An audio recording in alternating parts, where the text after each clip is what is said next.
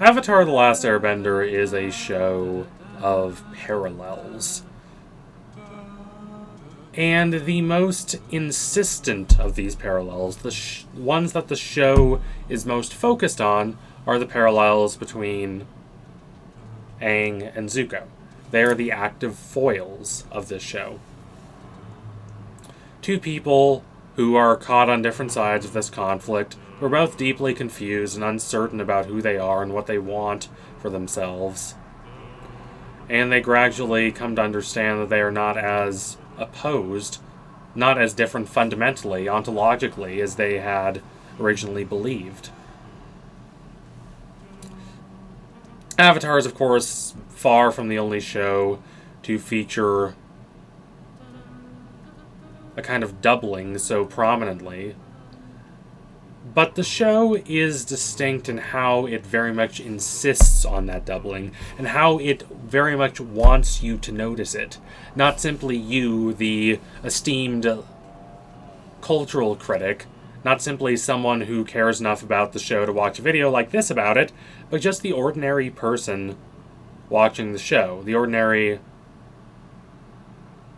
thoughtful person, is going to notice these parallels. Might not notice all of them, but the parallels are meant to be noticed, not simply as subtext, but as explicit text, because this is emphatically important to what the show is doing.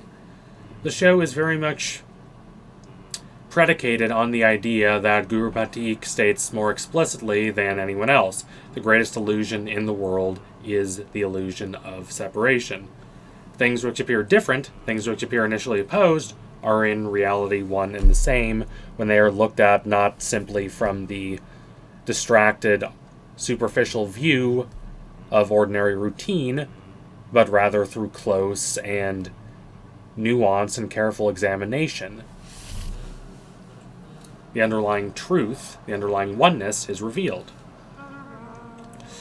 There are quite a few other parallels in the show between characters. Azula and Zuko is a pretty clear parallel. Or, for instance, Katara and Azula, for a slightly less obvious one. Two 14-year-old girls with older brothers who are deeply passionate, and yet are shaped by very different environments and have very different fates.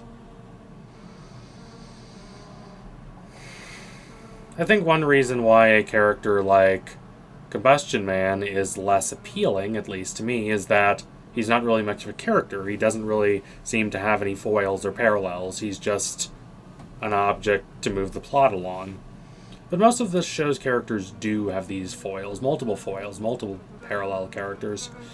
But Aang and Zuko is the central one. And I think it's worth really thinking about all the times where they are explicitly paralleled in the show. The foremost example of this, the first major example certainly, is in episode 112, The Storm, which occurs during this raging wild storm that sends Team Avatar and Zuko's group there on the ship into this introspective, reflective mode, thinking about the factors that shaped Aang and Zuko and continue to plague them, continue to cause them distress and shape and mold the actions that they make. They are both characters deeply afraid of humiliation. They deeply feel a sense of inadequacy and failure, and they want to restore that. This is what Zuko is always talking about when he says, "I want to restore my honor." He thinks about this in too dogmatic a way. He thinks that his honor is something that his father can simply return to him, that it is fundamentally equivalent with his father's approval. And that is a mistaken idea for the show. But nonetheless, Zuko fundamentally feels that he has lost something essential to having a sense of identity. And that's true. He had this idea of who he was, the crown prince, the heir to the throne. And yes, he wasn't entirely comfortable in that identity. He was not treated well by his father, who clearly prefers Azula. And honestly, only because he can manipulate her and her prodigal power. But he still had a clear idea of who he is, and that was taken away from him. And he is left with a deep sense of disorientation and alienation.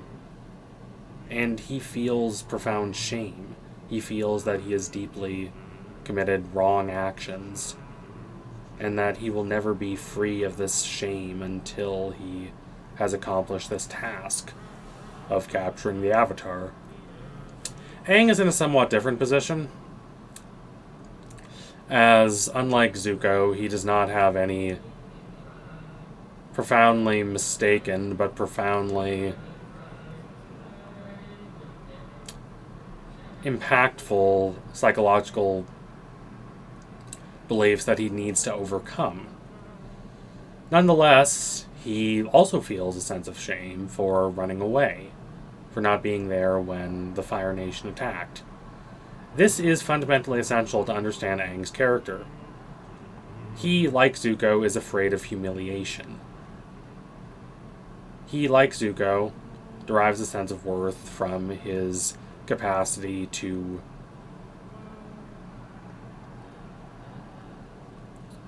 act justly in the world, act justly to others, which is not a bad thing, but it is something that can be easily twisted.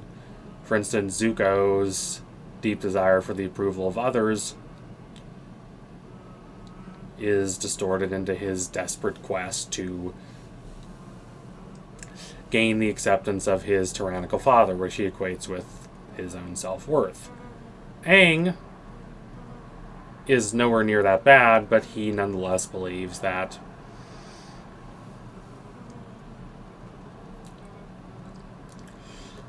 he has disgraced himself by refusing to accept the destiny given to him, that he left. For understandable reasons, that they were going to take him away from Monk Gyatso, but he still left, he still ran, and then all his people were killed.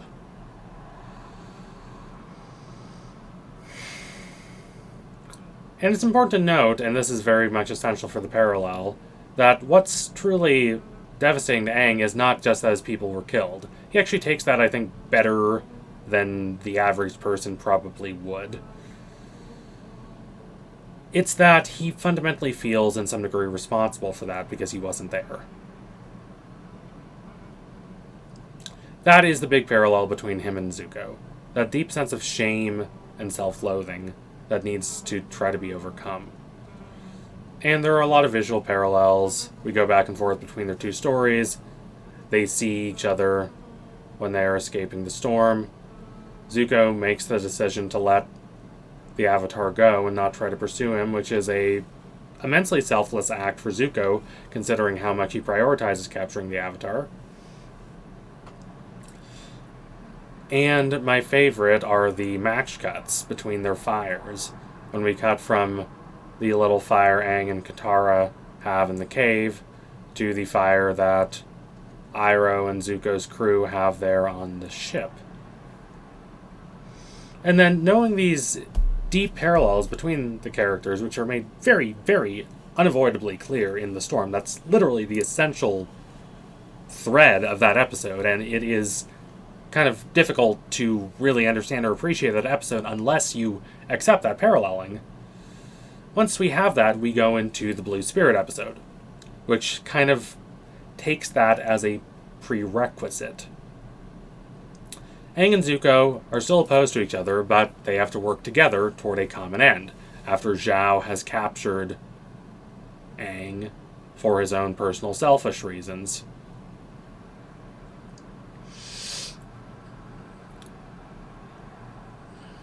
Because we know they are so similar, because we know they're dealing with these very similar grievances and sorrows and lamentations, they have this greater ability to connect with each other, even if they do not realize that is why. They do not understand how similar to each other they are. They do not understand the other person's half of the episode in the storm, but they nonetheless feel this very natural, surprisingly natural sense of connection to each other. And that allows them to escape. Aang decides to save Zuko. He didn't have to, but he does. Not the last time he does this. He takes off Zuko's mask and sees that it's him, and then is intrigued that Zuko decided to help him, and he saves his life and offers him help. Zuko cannot take that help.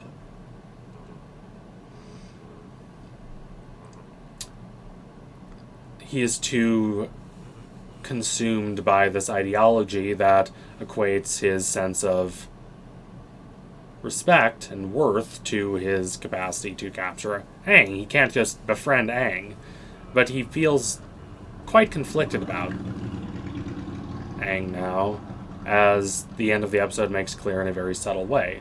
And then they're paralleled again in the Avatar State, episode 201,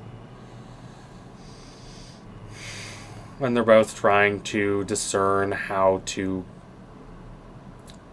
navigate the consequences of what has happened to them at the end of season 1. And they're both tricked. They're both deceived. Aang by General Fong, Zuko by his sister Azula, and they have to try to escape. And both have to more or less journey on their own after this point. And it is emphasized that they are journeying on their own. This is much more of a change for Zuko, because he was used to traveling with the whole ship. And Zuko, from this point on, is much more alone than Aang, who has people he deeply cares about, and gains another, Toph, before too long, but they are nonetheless paralleled here.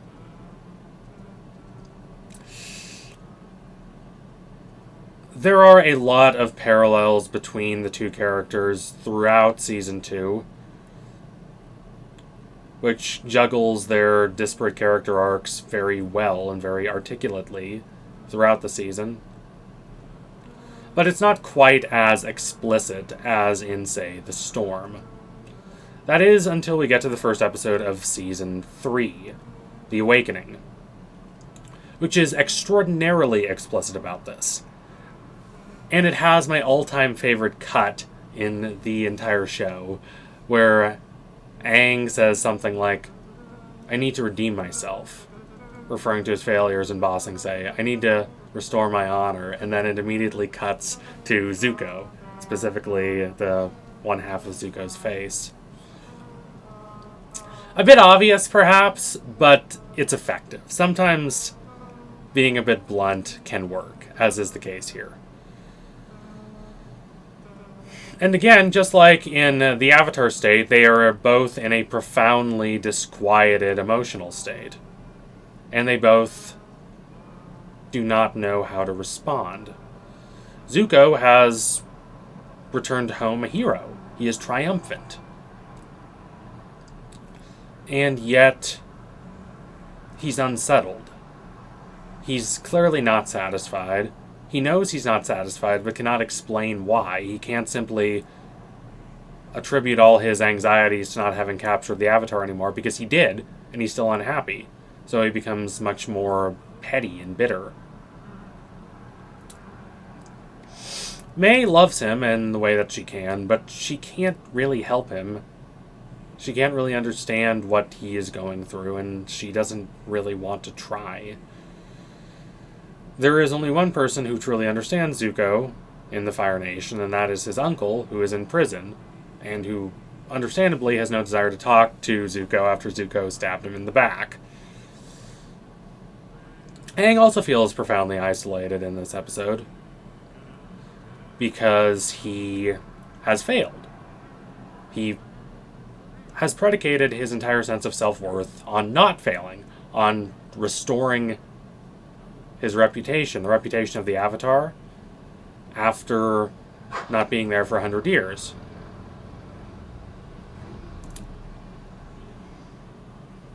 And yet he couldn't protect Ba Sing Se. He's deeply hurt. He's out for several weeks. He, unlike Zuko, does have a lot of people who care about him, but he found himself in such a position, faced with such shame and such guilt, that he goes off on his own, despite still being hurt, to try to face the Fire Lord alone. This is a terrible idea. And he's out in a storm once more, emphasizing the connection to 112, the storm, and the first storm in which he was frozen in the iceberg in the first place. He's basically only saved through some mix of luck, guile, and divine providence. And his ego is fundamentally broken. He realizes that his desire to do everything by himself, however justified it might be in his mind, is not going to work. It's fallacious. And he needs to rely on others. And that Aang has people to rely on is made very clear in episode 309, Nightmares and Daydreams. Aang has honestly kind of petty concerns, all things considered. He basically is just very nervous about fighting the Fire Lord. Very understandable, considering that this is a life or death situation, but he's faced a lot of those in the past. He's just getting very nervous. It's an exaggerated version of what Sokka goes through in 310 with not being able to give that speech. But what's important in that episode is that Aang's friends do their best to help him. It doesn't work until the end, when they all come together and shave those koala sheep and make a very fluffy bed for him and give him all their reassurances. But it's very clear that as annoying as Aang can kind of be in this episode, and as much as they have their own problems to deal with in preparing for the invasion, they deeply love Aang and want to help him. Zuko doesn't really have anyone like that. The closest person he has, again, is May, who has no real idea what he's going through. He can't really talk to her about this.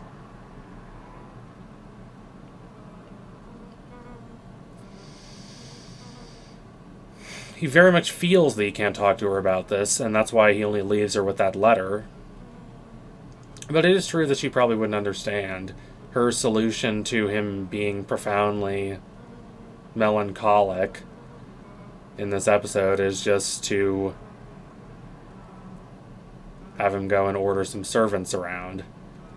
When in reality that is exactly emblematic of the kind of life that Zuko is desiring to reject here. So what do all these parallels do? Well, above all, they emphasize the sense of connectivity, the sense of oneness. The sense that these two have very different lives, they're very different people in a lot of ways, and yet they're similar. They're one. They're connected. Zuko is the secondary protagonist of this show. The show is as much about him as it is about Aang. By the time you finish the ending of the show, that becomes very clear.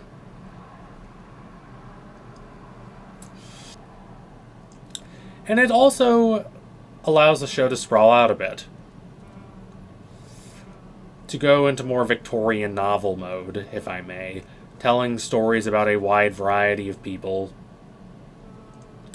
unfolding in this world, getting out of the psyche of just one person, and providing this insight into a cross-section of the world. So thank you all for watching. If you liked what you saw today, don't forget to like, comment, and subscribe. Donate to my Patreon if you can and you want to see more videos like this before anyone else. Thank you all again. Keep watching Avatar. Great show. Adios, comrades.